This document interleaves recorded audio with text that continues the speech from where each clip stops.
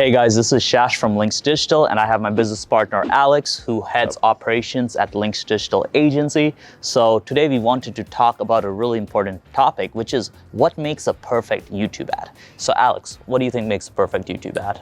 Well, I'm going to be honest with you, Shash. There is no such thing as a perfect YouTube ad. It doesn't exist.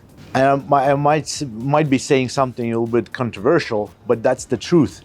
What's more important in YouTube ads is not to find like one perfect formula, but how to find that one perfect formula. And the way you do it is by testing a lot of variations. So I'll give you an example. Sometimes what you think might be perfect is completely counterintuitive. I had one client, for example, that was selling prostate supplements in France.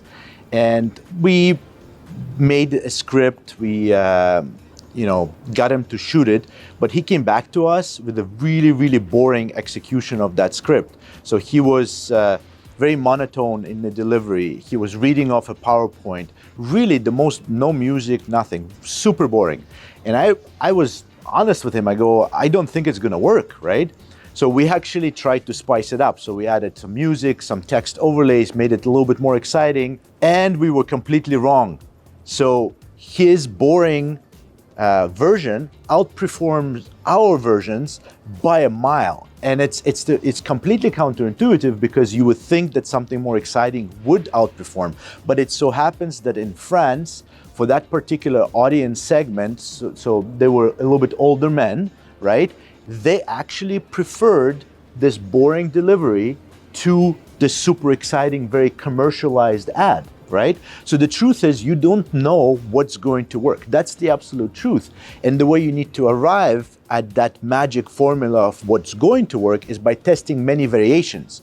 So what we do often is we would create one video ad, but then we would create many other versions of that same ad. So for example, a shorter version, a medium length version. We would create one with the subtitles, one without subtitles. We would do different formats, right? So we would try square video. YouTube now allows square videos on mobile, so it's a great way to test, right? Because a lot of traffic comes from mobile, most of the traffic. Definitely, that's one way to do it, where you test a lot of variations, basically take the same script and maximize it as much as possible so that you exhaust that idea, right?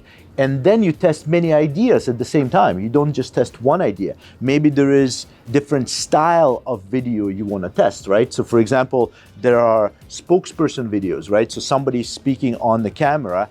There's also voiceover ones, right? Where you use animation and text overlays to illustrate the points that they're saying in the voiceover, right? So I would recommend just testing as many variations as possible so that you can get to that perfect messaging, perfect execution of the ad for your particular ad and your particular offer. Got it.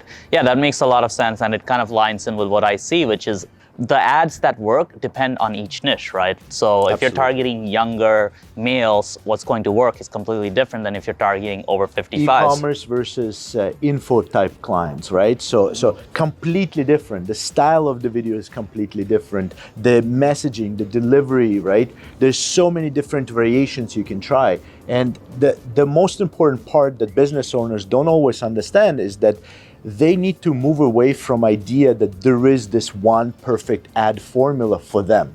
They need to try to find what their audience resonates with. It's what the audience wants, not what the business owner wants. Yeah, and I do agree. There are frameworks you can use, and there are best practices, but at the same time, you do want to be doing a lot of testing and trying out crazy new ideas. So what I encourage a lot of people in our coaching program to do is to follow our best practices, but every once in a while, maybe 20 to 30% of the time, try some crazy concept. Go grab a whiteboard, throw some crazy ideas on there and try some of those out, because sometimes with creative kind of just brainstorming and really thinking outside of the box, you can create an ad that just doesn't fit into a category and does really well.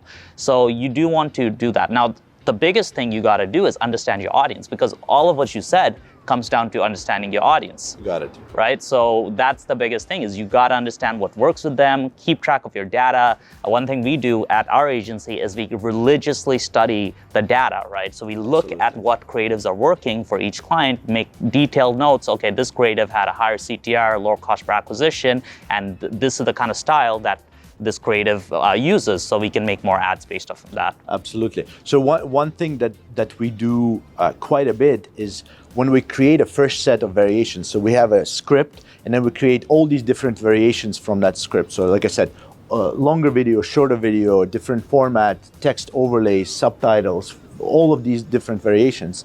And out of those variations, that's where the data tells us what next ad we should make.